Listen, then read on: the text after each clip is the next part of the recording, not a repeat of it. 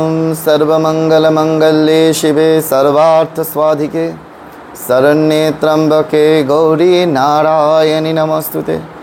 ओम प्रणतानं प्रसिद्धत्यां देवी विश्वार्तिहारिणी त्रैलोक्यवासिनामिड्ये लोकानं वरदा भव।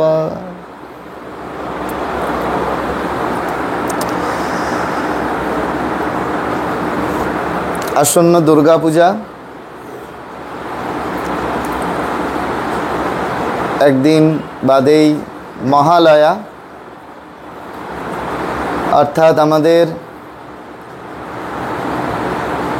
পিতৃপক্ষের অবসান এবং দেবীপক্ষের সূচনা পর্ব। সকলের প্রাণে প্রাণে আনন্দের বাতাবরণ, প্রকৃতির মধ্যে তার প্রকাশ। এমতাবস্থায় আমরা যারা ভক্ত, অন্তত যারা ভক্ত হবার চেষ্টা শুরু করেছি, সেই তারা কীরকমভাবে আমরা দিন যাপন করব, কীরকমভাবে আমরা এই সময়টি অতিবাহিত করব, সেটি আমাদের অত্যন্তভাবে জানা বোঝা প্রয়োজন। ফ্লাইট মোড করেছো? ওটা ফ্লাইট মোড করে দাও। কেন জানা বোঝা প্রয়োজন? না, আমরা সর্বোপরি যদি আমাদের মনুষ্য জীবনের উদ্দেশ্যটা একেবারে নির্ধারণ করে নিতে পারি,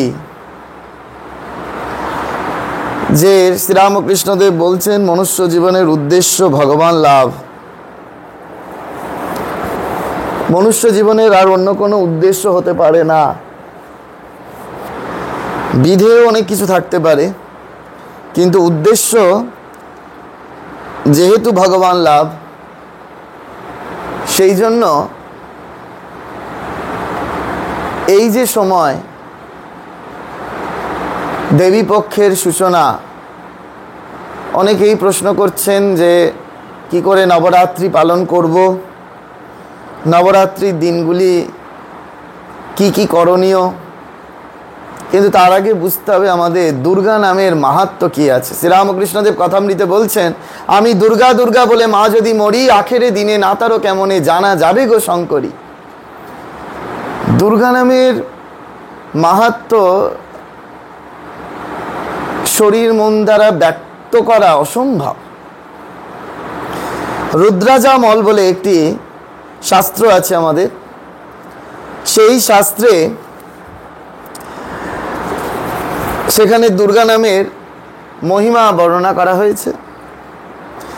দুর্গম নামের ঋষিকে, দুর্গম নামের অসুরকে বধ করেছিলেন, তাই তার দেবীর নাম হয়েছে দুর্গা। আমরা যে মহিষমর্দিনী স্তোত্র করলাম, তিনি মহিষ রূপের অসুর নিধন করেছিলেন বলে তিনি মহিষমর্দিনী। এই দুর্গা পূজার মতো মহাপূজা জগতে আর হয় না, জগতে আর হয় না। আজকের আমাদের আলোচ্য বিষয় ধরাকে সরাজ্ঞান করা। ঠিক এমতাবস্থায় শ্রীরামকৃষ্ণদেব কথামৃতে এই প্রবাদ, বাংলায় কিছু কিছু চলতি প্রবাদ আছে, সেই প্রবাদের প্রয়োগ ঘটিয়েছেন। শ্রীরামকৃষ্ণদেব নিজের মুখে বলছেন যে আমরা এগুলো জেনে শুনে বুঝেও আমরা পালন করি না। আমাদের এই জড় জগতের যত জাগতিক ক্ষমতার সেটা প্রয়োগ ঘটায়। ঠাকুর বলছেন এরা হচ্ছে ধরাকে সরাজ্ঞান করে, ধরাকে সরাজ্ঞান করে। এরকম বহু ব্যক্তি জগতে দেখতে পাওয়া যায় যারা মনে করে যে আমার দ্বারাই কার্যটি সিদ্ধ হচ্ছে, আমি না থাকলে এই কার্য হতো না। আমি এই সংসার প্রতিপালন করছি। আমাদের এরকম কিছু কিছু ভ্রান্ত ধারণা আছে, কিন্তু দেখা যায় যে তার শরীর চলে যাওয়ার পরেও তার সংসার আমরা জাগতিক অর্থে জড়জগতে দেখে বলছি যে অমুক ব্যক্তি একমাত্র ঘরে রোজগেরে ছিল, চলে যাওয়ার পরে এদের অবস্থাটা খারাপ হলো। অবস্থা খারাপ হয় ঠিকই, কিন্তু তাদের একেবারে সেই বিনাশ হয় না। কোনো না কোনোভাবে কেউ না কেউ এসে কোনো না কোনো যোগাযোগের মাধ্যমে চলতে থাকে। সেই জন্য আমাদের বৃথা এই ভাবনা বা আমাদের কোভিড সিচুয়েশান আমাদের খুব করে এটাকে বুঝিয়ে দিয়ে গেছে যে তুমি মূর্খের মতো ভাবছো যে তুমি ছাড়া জগৎ চলবে না, তুমি নিজেই যে বড় অনিত্য। এই আছো আর এই নেই, যেইটুকুনি আছো সেইটুকুনি ভগবানের নাম করে, ভগবানের কাজ করে, ভক্তি লাভ যাতে বেশি বেশি করে হয় সেই ব্যবস্থা আদি করে স্বধামে পৌঁছে যাও। তুমি তার চেষ্টা করো। কিন্তু আমরা কি করছি না, আমরা ওই সেই পাখির মতো একবার ডানা ঝাপটে ঝাপটে একবার উত্তর দিকে যাচ্ছি, একবার দক্ষিণ দিকে যাচ্ছি, একবার পূব দিকে যাচ্ছি, একবার পশ্চিম দিকে যাচ্ছি। যখন ডানা ব্যথা হবে তখন আমরা বলবো পাখি তুই ঠিক বসে থাক, ঠিক বসে থাক, ঠিক বসে থাক রে, রামকৃষ্ণ নামের মাছ তুলে, বৃথাই ওরা নড়াচড়া, কুল পাবি না অকুলে। কিন্তু যতক্ষণ না ডানা ব্যথা হচ্ছে ততক্ষণ পর্যন্ত তো উড়বো, সেই ওড়াটা তো বন্ধ হচ্ছে না আমাদের। বৃথাই ওরা নড়াচড়া, এটা যারা প্রথম জীবনেই বুঝে যায়, ওরে বাবা সত্যিই তো আমি বৃথা উড়ে কি করব, তার থেকে বাবা রামকৃষ্ণ নামের মাছ তুলে বসে থাকি। এই কিছুক্ষণ আগেই বলছিলাম এই রামকৃষ্ণ নামের মাছ তুলে বসে থাকা খুব কঠিন। হ্যাঁ, এসে আমায় বলছে মহারাজ আপনাকে দেখলাম পরশুদিন স্বপ্নে, আপনি এই গানটা গাইছেন। বললাম একাদশী ছিল, তা এখন স্বপ্নে সাধুকে দেখা খুব ভালো, আবার সাধু গান গাইছে, সেই গানে আপনারা যোগ দিয়েছেন, সেও দেখা আরও ভালো। কিন্তু স্বপ্নের পিছনের দেখার পিছনে কিছু অর্থ লুকিয়ে থাকে। সেই অর্থ হচ্ছে এই যে ওই ডানা ব্যথা করে কোনো লাভ নাই। সাধুকে স্বপ্নে দেখছে মানে সাধু এই ডানা ব্যথাটা আগেই থামিয়ে দিয়েছে, সে ডানা ব্যথা করবেই না।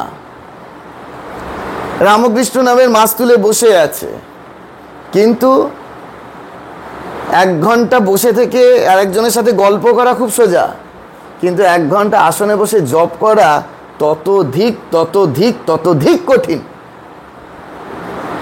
1 ঘন্টা বসে ফোনে গল্প করুক অনায়াসে, একদম বাবু হয়ে বসে দিব্যি গল্প করে দেবে। 1 ঘন্টা বসে ল্যাপটপে অফিসের কাজ করুক, দিব্যি কাজ করে দেবে।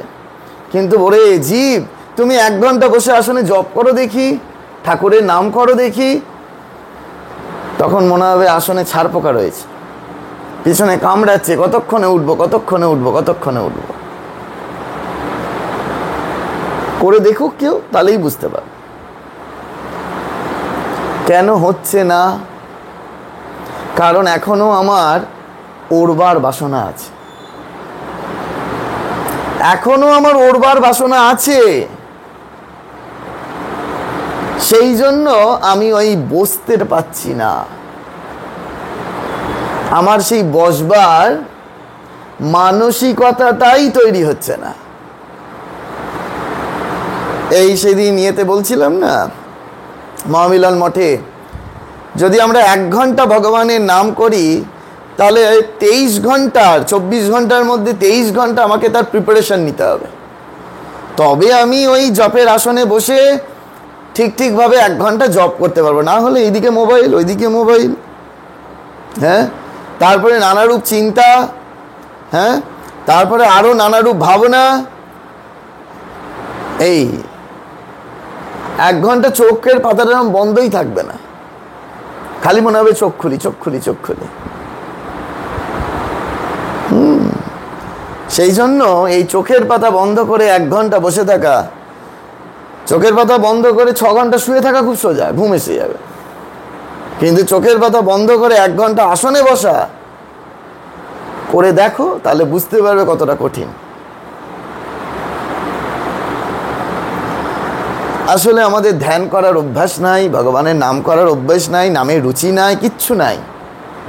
আমরা নাম করছি, ওই ঠাকুর বলছেন না, এদিকে মালাও জপছি, আবার ওইদিকে মাছের দরও করছি। ব্যঙ্গ করেছেন ঠাকুর কথামৃতে। ওই রকম ভাবে নয়, ওই মালা জপার কোনো অর্থই নেই, ঠাকুর বলে গেছে। সেই রকম আমাদের বুঝতে হবে যে আমাদের মনটা একান্তভাবে তার পাদপদ্মে সারাদিনে কতক্ষণ দিতে পারছি। আমরা বলছি চারদিকে আমার ভাগ্যটা এখন খুব খারাপ যাচ্ছে, আমার ভাগ্যটা খুব খারাপ যাচ্ছে। ভাগ্য মানুষের কখন খারাপ যায়? মানুষ যখন ধরাকে সরা জ্ঞান করে। ঠাকুর বলছেন, আমি বলছি না। তাহলে এখন ভাগ্য ঠিক হবে কেমন করে? আমি একটা দোকান থেকে জামা কিনেছি, তা জামা কিনে দেখছি জামাটা হচ্ছে না, তা আমি অন্য দোকানে গিয়ে বলছি দাদা জামাটা বদলে দিন। সে কি বলবে? আরে মশাই, আপনি আমার দোকান থেকে জামা কিনেছেন, যে আপনি জামাটা বদলাতে এসেছেন, যান যে দোকান থেকে কিনেছেন সেই দোকানে গিয়ে বদলান, বলবে কি না? সেই বলে দূর দূর করে তাড়িয়ে দেবে। তাহলে আমাদের ভাগ্য বদলাতে চাইছি, তাহলে ভাগ্য যিনি লিখেছেন তার কাছেই যেতে হবে তো ভাগ্য বদলানোর জন্য। অন্য কারোর কাছে গেলে ভাগ্য বদলাবে নাকি? আমরা ভাগ্য বদলানোর জন্য কি করছি? দাদা দিদি নেতা নেত্রী এদের সব ধরবার চেষ্টা করছি। হবে? ঠাকুর শ্রী রামকৃষ্ণদেব বলছেন 6 দিনে ষষ্ঠী পুজোর দিন তিনি যা লিখে গেছেন কপালে, কথামৃত ঠাকুর বলেছেন, তা যদি খণ্ডন করতে পারে তাহলে একমাত্র বিধাতা। বিধির বিধি তিনি খণ্ডন করেন। ঠাকুর মা বলছেন না, ভগবানের নামে কি হয়? বলছে ভগবানের নাম করলে যেখানে ফাল বিদ্ধ সেখানে ছুঁচ বিঁধবে। ভগবানের নামে এই হয়, যেখানে ফাল বিদ্ধ সেখানে ছুঁচ বিঁধবে। অর্থাৎ বিধাতা যা লিখেছেন সেটা তিনি ইরেজার দিয়ে মুছেও দিতে পারেন। কখন? যদি আমরা প্রপার ওয়েতে তার কাছে যাই। যে দোকান থেকে জামা কিনেছি সেই দোকানে গেলে চেঞ্জ করে দেবে, অন্য দোকানে গেলে হবে না। তিনি বিধাতা যেমন লিখেছেন এখানে, তাহলে আমাদের বিধাতার কাছেই যেতে হবে। ওই দাদা দিদিদের ধরে কোনো লাভ হবে না। আমরা কি ভাবছি? আমার কাজটা খুলতি, আমি একে ফোন করছি তাকে ফোন করছি, কাজ দাও কাজ দাও কাজ দাও, এটা ঠিক করে দাও ওটা ঠিক করে দাও। ওগো, তিনি যা ঠিক করে রেখেছেন সেটিই হবে। তুমি হাজার চেষ্টা করো, কিছুই হবে না। তুমি তার কাছে শরণাপন্ন হও। তিনি যদি চান তবেই সম্ভব। আমাদের ঠিক উল্টো। বারবার করে এইটাই আমি ধরাতে চাই আপনাদেরকে। আমাদের ঠিক উল্টো। আমাদের ভাবনা স্তরটাই, যারা রোজ শুনছেন এই কথা তাদেরও পরিবর্তন করছে না। যে আমরা ভগবানের কাছে দ্বারস্থ না হয়ে তিনি যেটা ভালো বুঝবেন করবেন। তিনি যদি ভালো রাখেন ভালো রাখা হবে, তিনি যদি জাগতিক অর্থে খারাপ রাখেন রাখা হবে। কিন্তু আমাদের বুঝতে হবে তিনি আমাকে ভালোই রাখুন কি খারাপ রাখুন সেটা তার ইচ্ছা, আমি তাতেই সন্তুষ্ট। পরম পূজ্যপাদ স্বামী দিব্যানন্দজি মহারাজ বলছেন, ভগবান আমাদের যেমন দিয়েছেন সেই অবস্থায় সন্তুষ্ট থাকলে আধ্যাত্মিক স্তরে আমরা উন্নতি লাভ করতে পারবো। আমাদের কিছু প্রয়োজন হলে আমরা রাজার কাছে ছুটছি, একেবারে ট্যাগ লাইন দিয়ে ওনার ছবি দিয়ে পোস্টার বেরোচ্ছে, দারুণ। এইসব উপলব্ধি স্তর থেকে একেবারে কথা। তো মহারাজ বলছেন আমাদের যখন কিছু প্রয়োজন হচ্ছে আমরা রাজার কাছে ছুটছি, কিন্তু যে বুদ্ধিমান, যে জ্ঞানী, যে ভক্ত, সে রাজার কাছে ছুটবে না, সে মহারাজার কাছে যাবে। মহারাজ মানে আমাদের মতো মহারাজ নয়, মহারাজের যিনি মহারাজ তার কাছে ছুটবে। তার একেবারে উপদেশ সমূহ ছাপানো হচ্ছে, সোশ্যাল মিডিয়ায় এখন খুব পাওয়া যায়। পরিষ্কার বলছেন, আমরা কেবল এই হাত পেতে ভিক্ষা করছি না এখনকার যারা রাজা। পরিষ্কার মহারাজ বলছেন, যারা বুদ্ধিমান, যারা জ্ঞানী, যারা ভক্ত, তারা ওই সাহায্য চাওয়ার জন্য রাজার কাছে যাবে না, সরাসরি মহারাজার কাছে যাবে। কেন? সে জানে যে এই জগতে তিনি বই, তার শক্তি বই আর কিচ্ছুটি নাই। সেই জন্য এই নিজেকে, নিজের সংযত জীবন যাপনের দিকে যত না আমরা প্রবিষ্ট হব, আমরা প্রতিনিয়তে, প্রতি পদক্ষেপে আমরা ভুল করে যাব। আমরা নিজেরা ধরতেই পারবো না, আমরা বুঝতেই পারবো না যে আমরা প্রতি পদক্ষেপে আমরা কি ভুল করছি। আর যদি ঠিকভাবে নিষ্ঠা সহকারে ভগবানের নাম জপ প্রত্যেকটা সব একেবারে ভালোবেসে হয়, তাহলে সাধু কৃপা আসে, শাস্ত্র কৃপা আসে, নামের কৃপা আসে, তীর্থ কৃপা আসে, এইগুলো সব কৃপা বর্ষিত হয়। সাধু সঙ্গ করতে যাচ্ছি, এদিকে সাধু সঙ্গ করবার মতো মন নেই। আমি যখন ওই প্রথম নবদ্বীপে বিনোদ বাবার সঙ্গ করতে যাই, আগেই আমাকে প্রসাদ দেওয়া হলো। প্রসাদ পাওয়ার পরেই ওনাকে গিয়ে বললুম, আমি প্রসাদের জন্য আসিনি, আপনার সঙ্গ করবার জন্য এসেছি।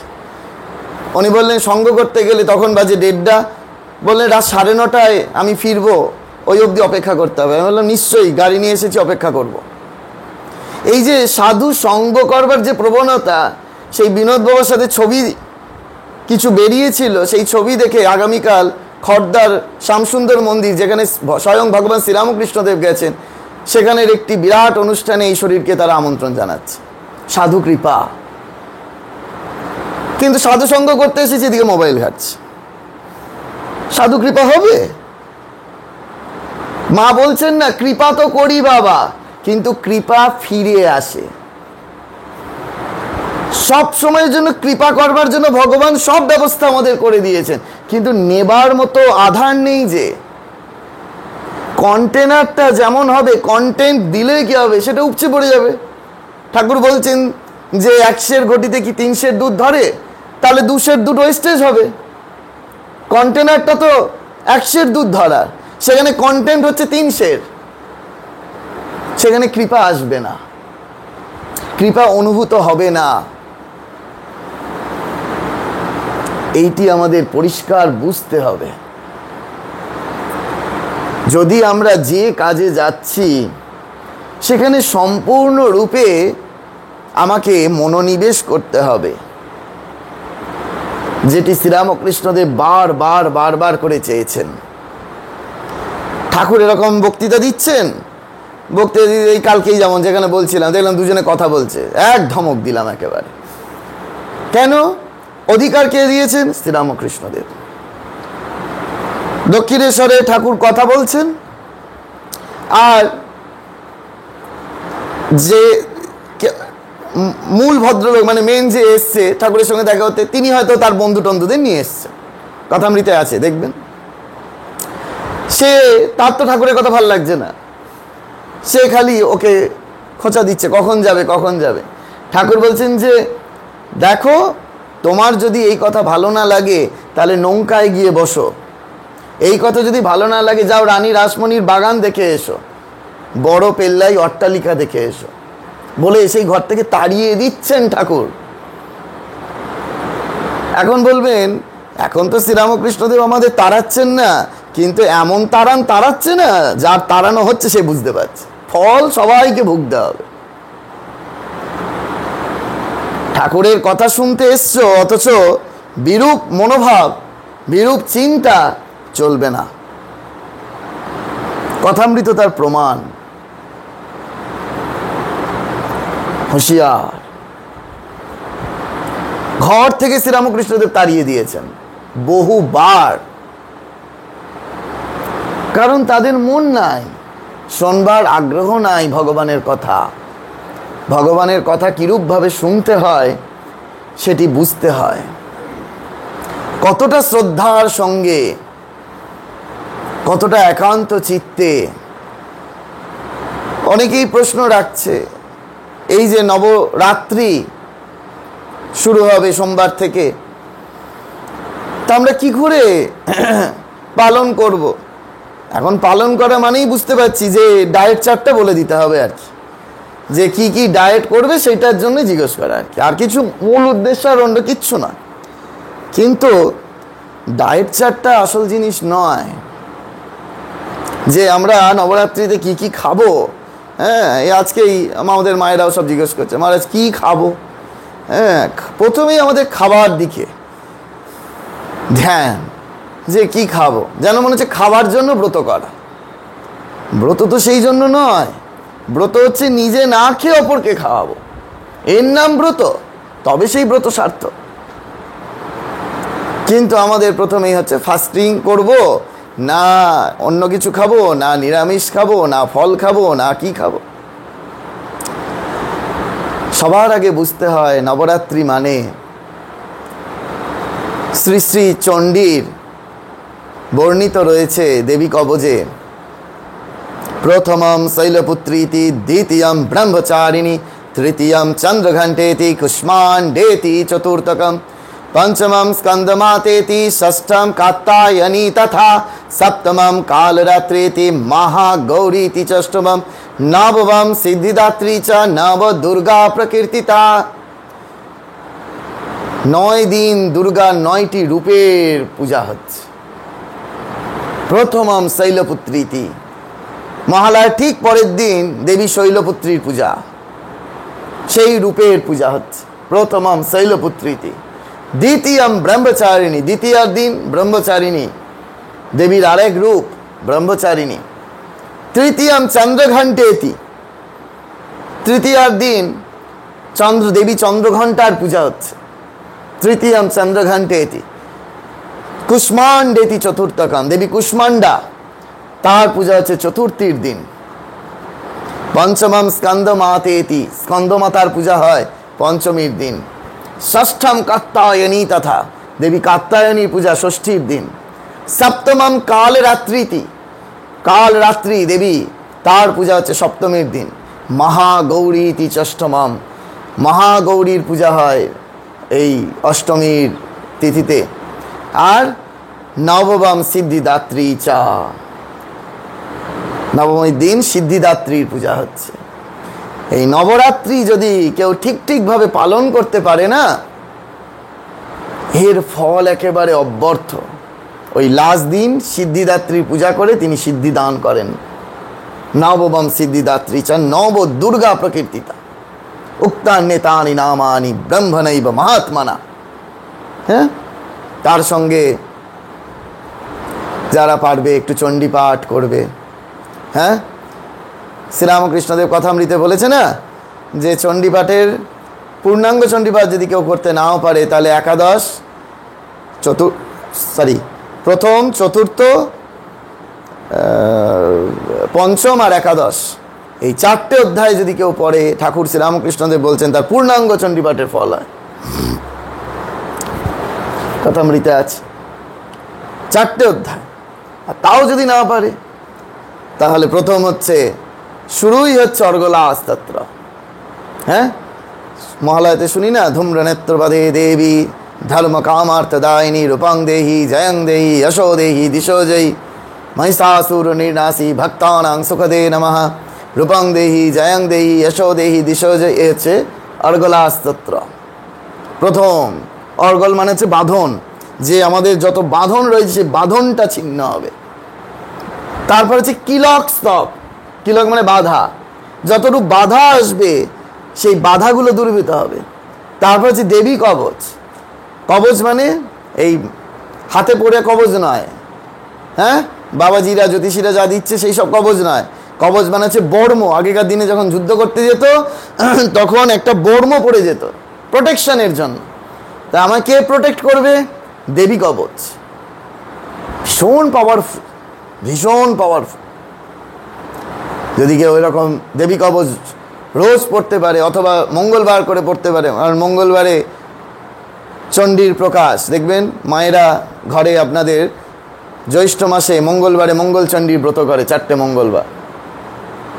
মঙ্গলবারে হচ্ছে দেবী চণ্ডীর প্রকাশ। হ্যাঁ, সেই রকম যদি সেই দিনে সেই মুহূর্তে হ্যাঁ এগুলো যদি পাঠ করে, কেউ শ্রবণ করে, হ্যাঁ কেউ যদি সেবা করে, তাহলে তার ফল অমোঘ। উদ্দেশ্য কি? উদ্দেশ্য হচ্ছে ওই 9 দিন ধরে দেবী স্মরণ মনন। কেন দেবী স্মরণ মনন?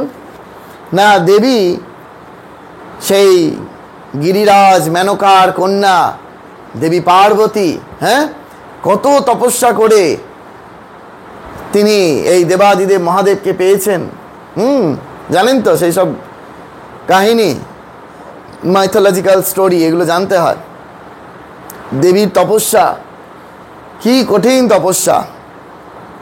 হ্যাঁ, বারবার করে রূপ পরিগ্রহ করছেন, কখনো পার্বতী কখনো উমা। হ্যাঁ,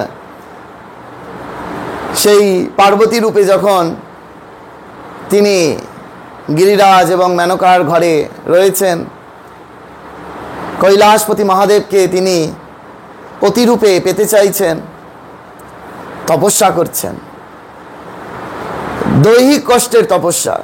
প্রথমেই খাদ্য ত্যাগ করলেন। বেলপাতাতে ত্রিপত্র থাকে, শুধু তিনি ওই 3টে করে পাতা খেতে শুরু করলেন। তখন দেবীর নাম হলো ত্রিপর্ণা। 3টে পাতা কিছুদিন খাওয়ার পরে আর একটু কঠিন তপস্যা করবেন বলে একটা পাতা কমিয়ে দিলেন, কমিয়ে দিয়ে 2টো করে পাতা খেতে শুরু করলেন। তখন দেবীর নাম হলো দ্বিপর্ণা।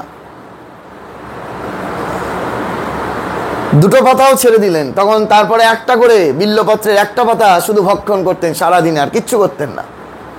তখন দেবীর নাম হলো একপর্ণা। এতেও দেবাদিদেব মহাদেব সন্তুষ্ট হলেন না, তখন সেই একটা পাতাও খাওয়া ছেড়ে দিলেন। তখন দেবীর নাম হলো অপর্ণা। আপনার অপর্ণা নামটা খুব কমন, জানেন, বিখ্যাত অভিনেত্রীও আছে। সেই দেবীর আরেক নাম। এইরূপভাবে তপস্যা করে দেবীর নাম হয়েছে, কিন্তু আমরা এগুলো জানি না, এগুলো আমরা বুঝি না, এগুলো জানবার আমরা চেষ্টাও করি না। সেই জন্য আমাদের বারবার করে মনে রাখতে হবে যে দেবীকে প্রসন্ন করাই আমাদের একমাত্র উদ্দেশ্য। নবরাত্রি মানে আমি কি খাবো সেটা বড় কথা নয়। নবরাত্রি মানে হচ্ছে আমি কতক্ষণ দেবীর সামনে উপবিশন করতে পারবো, আমি দেবীকে কতটি প্রসন্ন করতে পারবো। হ্যাঁ, সেই চণ্ডীতে বলছে দেবী হারতে, হ্যাঁ ভুলে যাচ্ছি, প্রসন্না, হ্যাঁ এরকম স্তোত্র আছে। এই অখিল বিশ্ব ভুবনে দেবী সর্বব্যাপী হয়ে রয়েছেন। আমরা যদি সেই তাকে আমরা প্রসন্ন করতে পারি, কারণ এই দুর্গাপূজার মতো মহাপূজা জগতে আর হয় না, জেনে রাখা প্রয়োজন। 15 দিন অন্তর অন্তর এই তিথিগুলো আসে, পঞ্চমী, ষষ্ঠী, সপ্তমী, অষ্টমী আসে না? 15 দিন অন্তর অন্তর আসে। আবার এই চলে যাবে, আবার জগদ্ধাত্রী পুজো আসবে, জগদ্ধাত্রী পুজোরও পঞ্চমী, ষষ্ঠী, সপ্তমী, অষ্টমী, নবমী আসবে। কিন্তু কোনো পুজোয় কোনো ষষ্ঠী, কোনো পঞ্চমী, কোনো সপ্তমী, কোনো অষ্টমীকে মহাষষ্ঠী, মহাপঞ্চমী, মহাসপ্তমী, মহাষ্টমী, মহানবমী বলা হয় না, জেনে রাখতে হবে। একমাত্র দুর্গাপূজায়, শারদীয়া দুর্গাপূজায়, এর মতো মহাপুজো আর জগতে নাই। দেবীর যখন স্নান হচ্ছে, সেই স্নান দেখলে মাথা খারাপ হয়ে যাবে। কি না দিয়ে স্নান হচ্ছে তার, সেই স্নানকে শুধু স্নান বলা হয় না, দেবীর মহা স্নান হয়, সবটাই মহা। পুজোটা মহা, ওটা আলাদা জিনিস। কিন্তু দেবীর যখন স্নান হচ্ছে তখন 7 নদী, 13 নদী, 7 সমুদ্র, তারপর বৃষ্টি, শিশির, কিসের না জল, কোথাকার না কোথাকার মাটি। হ্যাঁ, আপনারা শুনলে অবাক হয়ে যাবেন, যখন দেবীর স্নান করানো হয়, সেই দেবীর স্নানে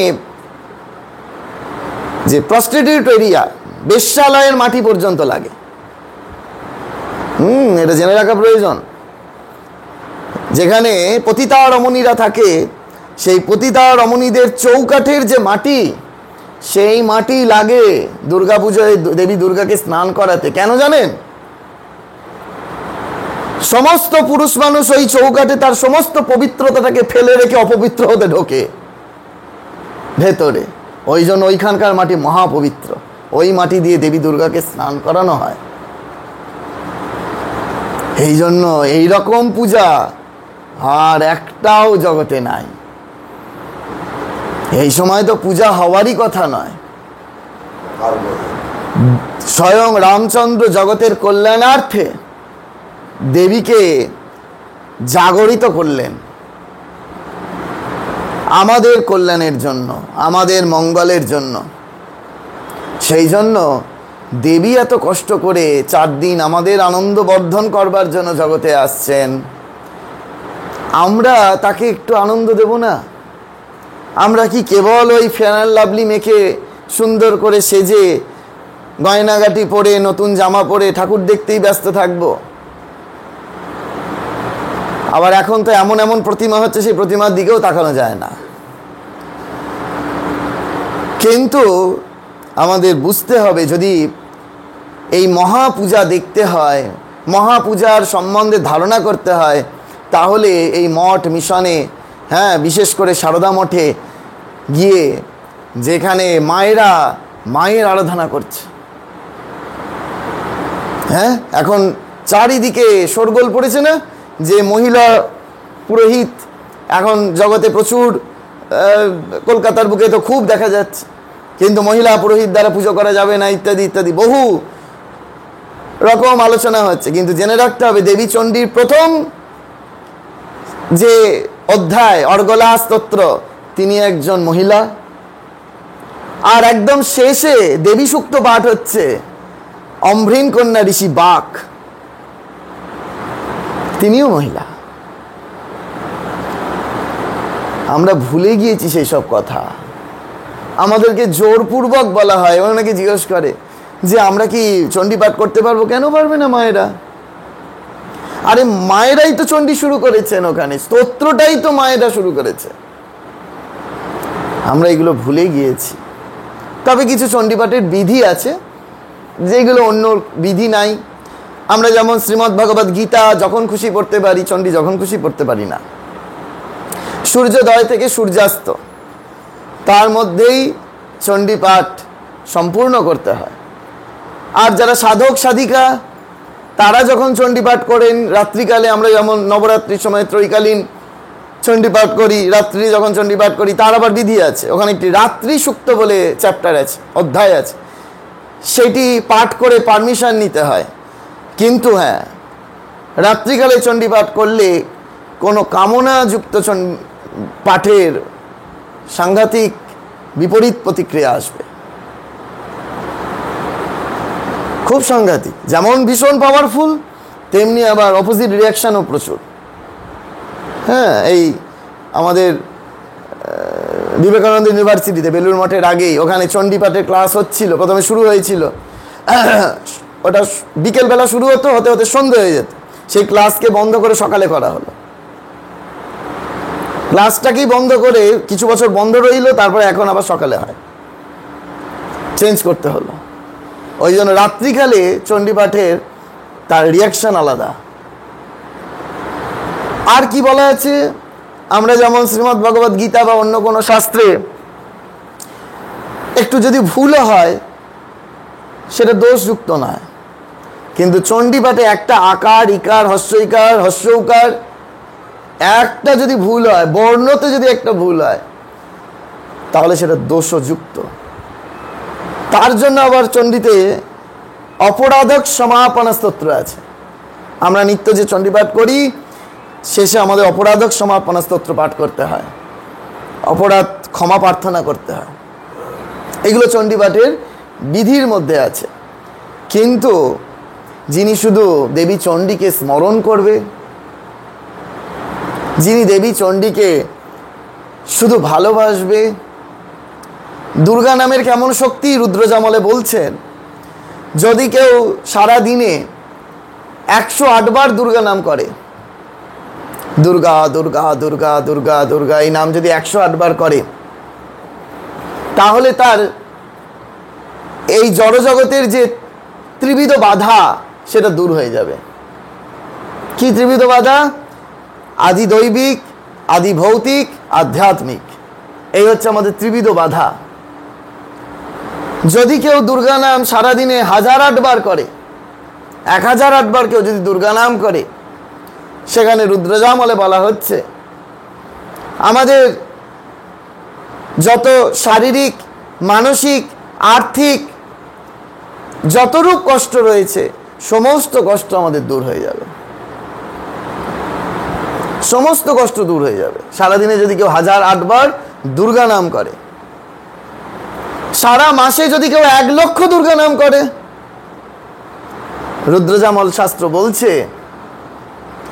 কেউ যদি সারা মাসে 1 লক্ষ দুর্গা নাম জপ করে, তার জড় জগতে কিংবা পারমার্থিক জগতে চলতে গিয়ে যত বাধার সম্মুখীন হবে সমস্ত বাধা কেটে যাবে, সমস্ত বাধা কেটে যাবে। দুর্গা নামের এত ক্ষমতা, এত শক্তি, শুধু মনে মনে মনে মনে দুর্গা দুর্গা দুর্গা দুর্গা দুর্গা এই জপ করতে হয়। আর যাত্রাকালের সময় আমাদের সব পূর্বাশ্রমে দেখতাম ঠাকুমা দিদিমাদের, যদি কেউ বলতাম বাড়ি থেকে বেরোনোর সময় বলতাম যে আসছি, সঙ্গে সঙ্গে দুর্গা দুর্গা একদম বলবেই বলবে। ওই থেকে আমাদের অভ্যেস, না বলে একদম জোরে উচ্চারণ করে বলবেন। তো এই যাত্রাকালে অবশ্যই এই যে আমরা যখন গাড়ি ছাড়ি সব সময় দুর্গা মাই কি জয়, কেন দুর্গা মাই কি জয় দেওয়া হয়? দুর্গা নাম নিয়ে আমাদের সব সময়ের জন্য পথে বেরোতে হয়। এই যে সিঁড়ি দিয়ে নিচে নামি, সব সময় দুর্গা নাম করতে করতে নিচে নামি। এই দুর্গা নাম করে আমাদের যে কোনো এক স্থান থেকে আরেক স্থানে যাত্রা করতে হয়, গমন করতে হয়। এই যে আমরা শুনলাম গানে, বিভু নামে এক রাজার ছেলে যাত্রা করেছিল শ্রী দুর্গা বলে, 80 বার কালে সমুদ্রের জলে ডুবেছিল তবু মরণ হলো না। এই দুর্গা নামের এত ক্ষমতা যে আমরা যদি যে কোনো বাধার সম্মুখীন হই, যে কোনো পরিস্থিতির সম্মুখীন হই, আমরা যদি দুর্গা নাম জপ করতে পারি, হ্যাঁ, লাল কালি দিয়ে যদি দুর্গা নাম লিখতে পারি, হ্যাঁ, তাহলে আমাদের সমস্ত বাধা কেটে যাবে। পরীক্ষিত সত্য, পরীক্ষিত সত্য। আপনি অপরে হয়তো কারুর খারাপ রয়েছে, তার মঙ্গলার্থে আপনি নিজে দুর্গা নাম জপ করুন, তার আস্তে আস্তে আস্তে আস্তে সমস্ত বাধা কেটে যাবে। তবে হ্যাঁ, এটা বলে রাখা প্রয়োজন, এখন ভাবছেন যে তার বাধা কেটে যাবে মানে 2 রকমের অর্থ আছে। বাধা কেটে যাওয়ার অর্থ কিন্তু সবসময় যে আপনার এই চোখের দৃষ্টিতে হবে এমনটা নয়। দৃষ্টিটা ভগবানের, তিনি যেটাতে ভালো মনে করবেন সেই ভালোটাই হবে। আমাদের কাছে মনে হতে পারে ও মা, আমি এত দুর্গা নাম করছি কিন্তু আমার তো কিছুতেই ভালো হচ্ছে না। আরে তুমি তো তোমার নিজের ভালো বোঝো না।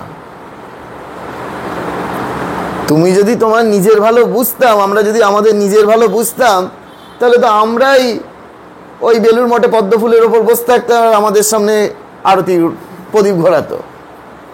আমরা বুঝতে পারি না বলেই তো পদ্ম ফুলের ওপর ঠাকুর বসে আছেন, আমরা তার সামনে বসে খণ্ডনও গাইছি, আরতির পঞ্চপ্রদীপ ঘোরাচ্ছি।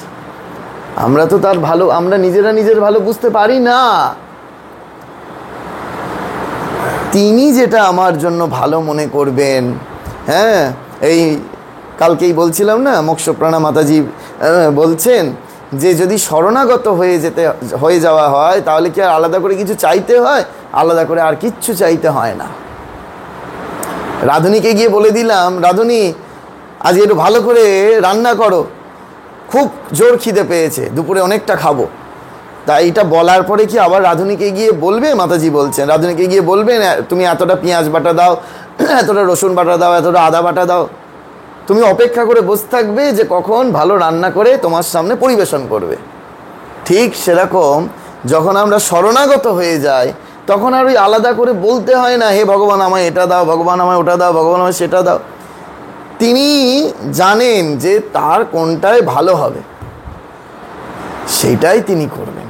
এই বিশ্বাসটা আমাদের রাখতে হয় শুধু, যে তিনি আমার কখনো কোনো সময়ের জন্য খারাপ করতে পারেন না। তিনি মঙ্গলময়। হয়তো দেখতে আমার খারাপ হতে পারে, এই কিছুদিন আগে যে প্লেনটা ক্র্যাশ হলো না, হ্যাঁ, লন্ডনে যাচ্ছিল না কোথায়, আহমেদাবাদে হলো, আর যাচ্ছিল তো বিদেশে কোথায় কোথায়, সেখানে একটি মেয়ে বেঁচে গেল, ফ্লাইট মিস করলো। হ্যাঁ, খবর পেয়েছেন না? তাহলে হয়তো তার মনে হতে পারে যে আমার ফ্লাইটটা মিস হলো, কত টাকা লস হয়ে গেল, বিদেশে ইয়ে ছিল। হ্যাঁ, কিন্তু ভগবান ওই খারাপের মধ্যে দিয়ে তার ভালো করলো না খারাপ করলো? অবশ্যই ভালো করলো। সেই জন্য তিনি কিভাবে ভালো করবেন সেটা তার উপর ছেড়ে দিতে হয়, তার উপর ছেড়ে দিতে হয়। তিনি আমাকে জড়জগতে সুখে রাখুক কি জড়জগতে দুঃখে রাখুক, আমাদের তার নিয়ে মাথা ঘামানোর কোনো প্রয়োজন নেই। চেতন জগতে গিয়ে আমরা যখন স্বধামে ফিরে যাব, আমরা যখন তার কাছে যাব, তিনি আমাকে পরম যত্নে রাখবেন, পরম আদরে রাখবেন। শুধু এইটুকুনি প্রার্থনা করতে হয়, আমি যেমন এই জগতে তোমার সেবা করছি, আমি যেন ওই বৈকুণ্ঠে গিয়ে শ্রীরামকৃষ্ণ লোকে গিয়ে আমি যেন একই রকমভাবে তোমার নিত্য সেবা করতে পারি। এই প্রার্থনাটি করতে হয়। কারণ আমাদের আধার কার্ডের যে অ্যাড্রেস, এই অ্যাড্রেসটা আমাদের নয়। এটা শুধুমাত্র এই শরীরটা এখানে ল্যান্ড করেছে সেই জন্য একটা অ্যাড্রেস দিয়ে দেওয়া হয়েছে, কিন্তু আসল অ্যাড্রেস তো আমাদের অন্য রয়েছে না, আমাদের ওখানেই ফিরে যেতে হবে। আমরা সেগুলো ভুলে গিয়েছি।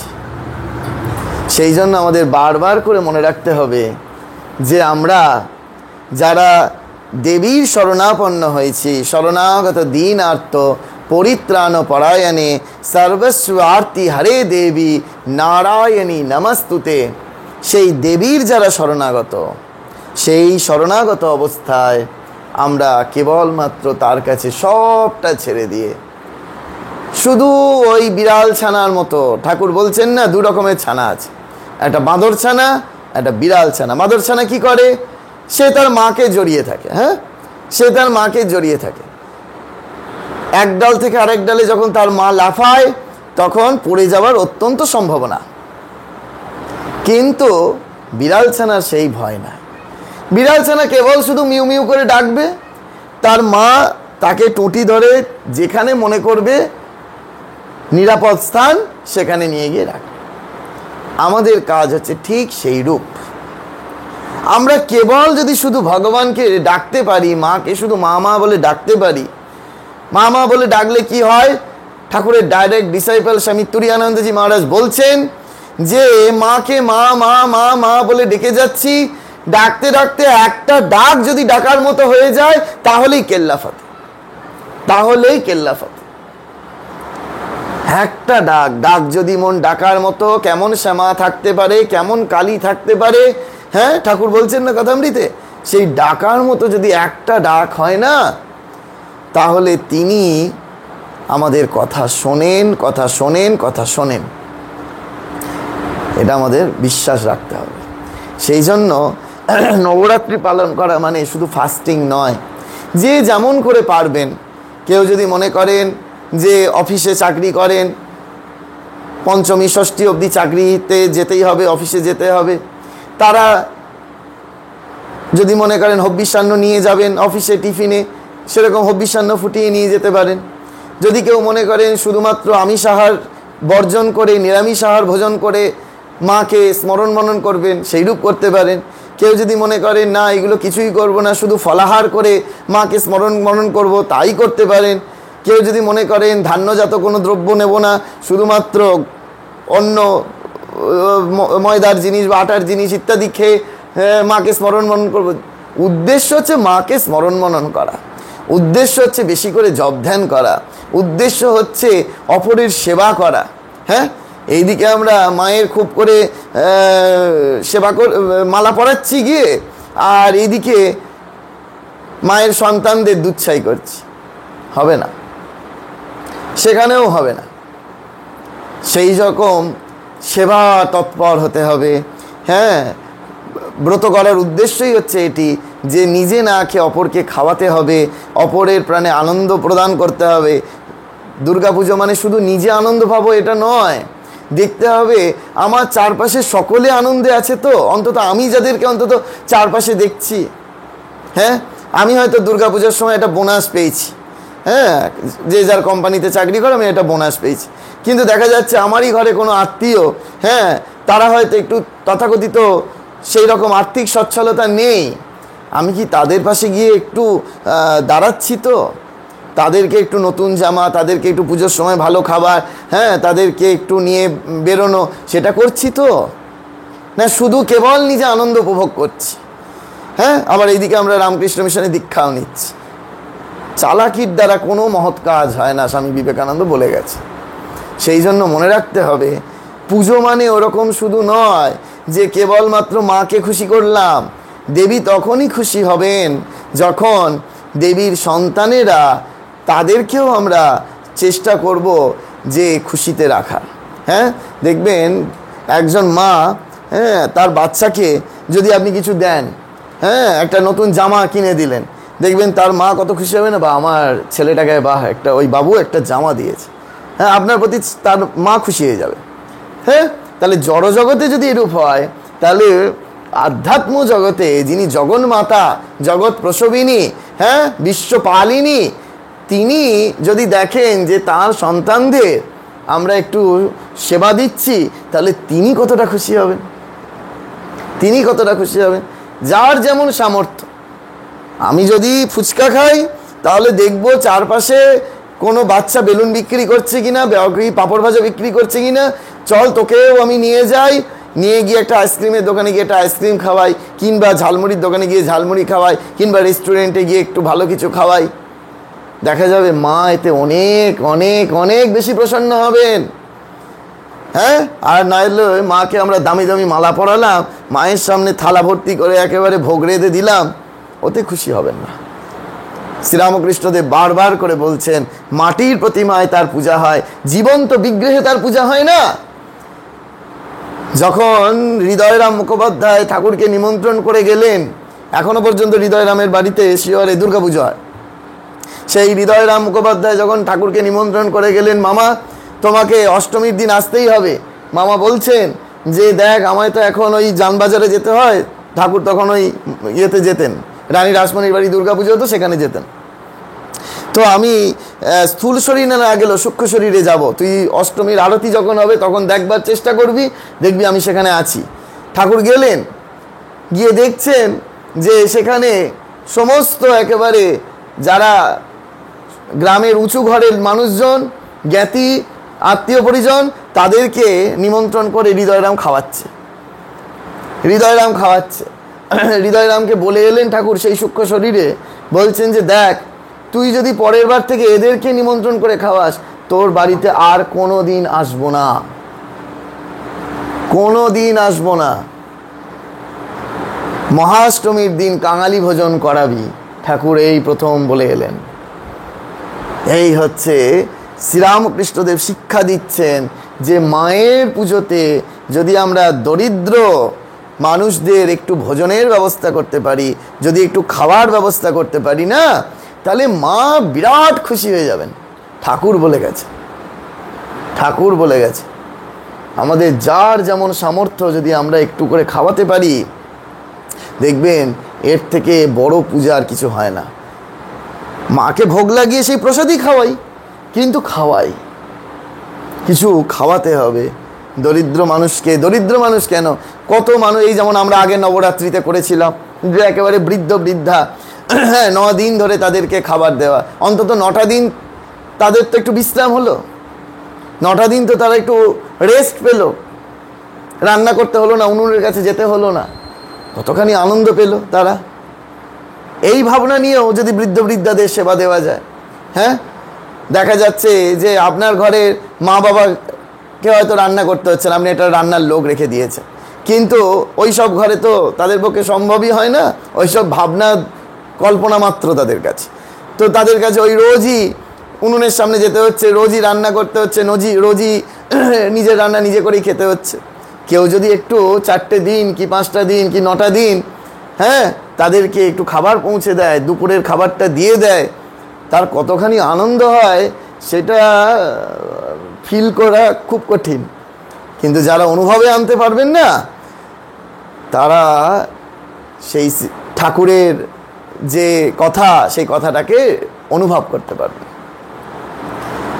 মা খুশি হন, তিনি খুশি হবেন, জগন্মাতা খুশি হবেন, হ্যাঁ, তবেই নবরাত্রি করা সার্থক হবে, জেনে রাখুন। হ্যাঁ, নবরাত্রি করলাম আর 10 জনকে বলে বেড়ালাম যে আমি নবরাত্রি ব্রত করেছি, আমি কিছু খাচ্ছি না, আমি কিছু খাচ্ছি না, আমার একটা অ্যাডভার্টাইজমেন্ট হলো আমি নবরাত্রি ব্রত করেছি, ওতে বাবা কিচ্ছু হবে না, ঘোড়ার ডিম হবে।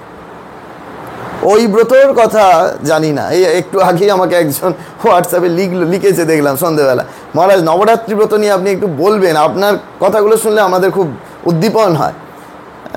ঠিক আছে, তখনই ভাবলাম আজকে অন্যরূপ বলবো ভেবেছিলাম, তা নবরাত্রি শুরু হওয়ার আগে বলে দিলে ভালো, কারণ বাদবাকিরা তো সব নবরাত্রি কী করে করবে, এই অমুক ঘট বসাবে, তমুক ঘট বসাবে, অমুক পুজো করবে আর তমুক পুজো করবে, এই বলেই তো চালিয়ে দিচ্ছে। কিন্তু আসল জায়গায় বড় খাটতি থেকে যাচ্ছে, খামতি থেকে যাচ্ছে। আমরা 1000 ঘট বসালাম, 1000 প্রতিমা করলাম, 1000 মালা পড়ালাম, আমি বলছি না যে ওইগুলো করবেন না, নিশ্চয়ই এগুলো করবেন, শাস্ত্র মতে যা আছে, কিন্তু শ্রীরামকৃষ্ণদেব আমাদের যা বলে গেছেন না, তার ঊর্ধ্বে আর কোনো শাস্ত্র হয় না, হয় না, হয় না, এইটা আমাদের মনে রাখতে হবে। সেই জন্য মা কিসে খুশি হন, মাকে কি করে আমরা খুশি করব, সেই মাকে প্রসন্ন করাই হচ্ছে আমাদের মূল লক্ষ্য। মা যদি একবার প্রসন্ন হন, কীরকমভাবে জানেন, সেই বেলুড় মঠে দুর্গা পুজোর সময় ছেলেরা আনাজ কাটছে, সবজি কাটছে, আর মা লেগেট হাউসে আছেন, সেই লেগেট হাউস থেকে যাচ্ছেন মণ্ডপে, যাওয়ার পথে ওই ভাঁড়ার পড়েছে, ভাঁড়ারে বসে বসে ছেলেরা, মানে ব্রহ্মচারীরা আলু ছুলছে, আলু মানে ছাড়াচ্ছে, খোলা ছাড়াচ্ছে। মা যেতে যেতে এক দৃষ্টে তাকালেন, যে দেখলেন ছেলেরা কি ভালো আলু খোলা ছাড়াতে শিখেছে, যেতে যেতে বলে উঠলেন, গোলাপ মা যোগিন মা সঙ্গে রয়েছে, দেখো দেখো দেখো গোলাপ, আমার ছেলেরা কি সুন্দর আলু ছাড়াতে শিখেছে। সঙ্গে সঙ্গে পেছনে জ্ঞান মহারাজ ছিলেন, জ্ঞান মহারাজ সঙ্গে সঙ্গে কথাটা ক্যাচ করে নিলেন, ক্যাচ করে নিয়েই বলছেন, মাকে জপ ধ্যান করেই হোক আর আলুর খোসা ছাড়িয়ে হোক, প্রসন্ন করাই আমাদের উদ্দেশ্য, আমরা এই আলুর খোসা ছাড়িয়ে মাকে প্রসন্ন করতে পেরেছি। এই হচ্ছে শ্রীরামকৃষ্ণ ভাবাদর্শ, এই শ্রীরামকৃষ্ণ আদর্শ এত উচ্চ মার্গের, এই আমাদের বুঝতে হবে। আমরা ভাবছি কেবল ওই জপ ধ্যান করে মাকে প্রসন্ন করব, ও হবে না।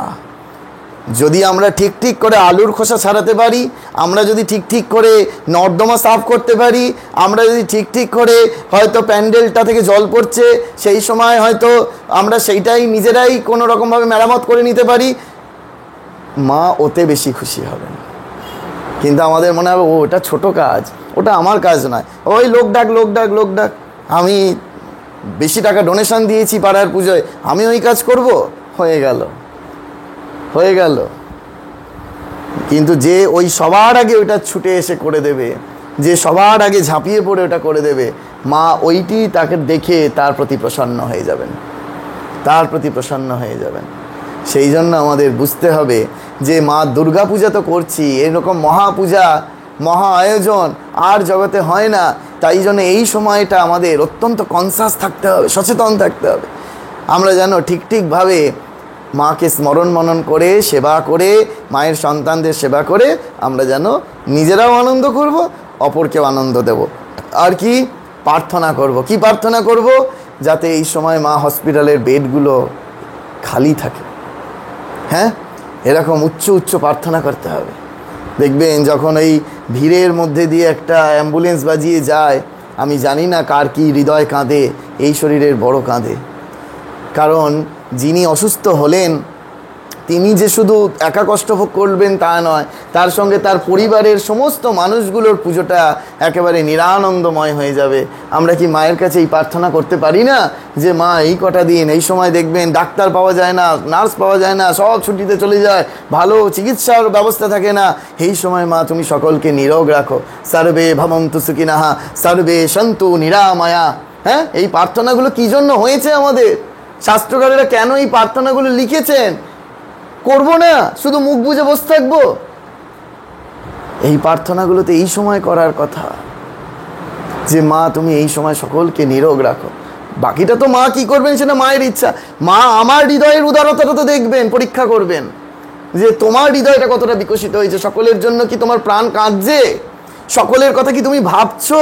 না কেবলমাত্র তোমার ওই কয়েকজন আত্মীয় পরিজন, তোমার স্ত্রী, পুত্র আদি, কন্যা আদি, কুটুম্ব আদি, তারাই যাতে ভালো থাকে তার চেষ্টা করছো? না, তুমি সামগ্রিকভাবে ভাবো, সকলের কথা ভাবো, সকলের কথা চিন্তা করো। দেখবে ঠাকুর বলছেন না যে অপরের জন্য কাঁদে, যে পরের জন্য কাঁদে, পরমেশ্বর তার জন্য কাঁদে। হ্যাঁ, কাকে বলেছিলেন এ কথা জানেন? ঠাকুর বিদ্যাসাগর মহাশয়কে বলেছিলেন যে পরের জন্য কাঁদে, পরমেশ্বর তার জন্য কাঁদে। হ্যাঁ, এইটা আমাদের হতে হয়, আমাদের বুঝতে হয় যে আমরা অপরের জন্য, আমার হৃদয়টা কাঁদছে তো, আমার হৃদয়টা ব্যথিত হচ্ছে তো। যাই হোক, এইভাবে আপনারা নবরাত্রি পালন করবেন। যারা যারা নবরাত্রি পালন করতে চান উচ্চমানের প্রার্থনা করবেন, সেবা করবেন, স্মরণ মনন করবেন।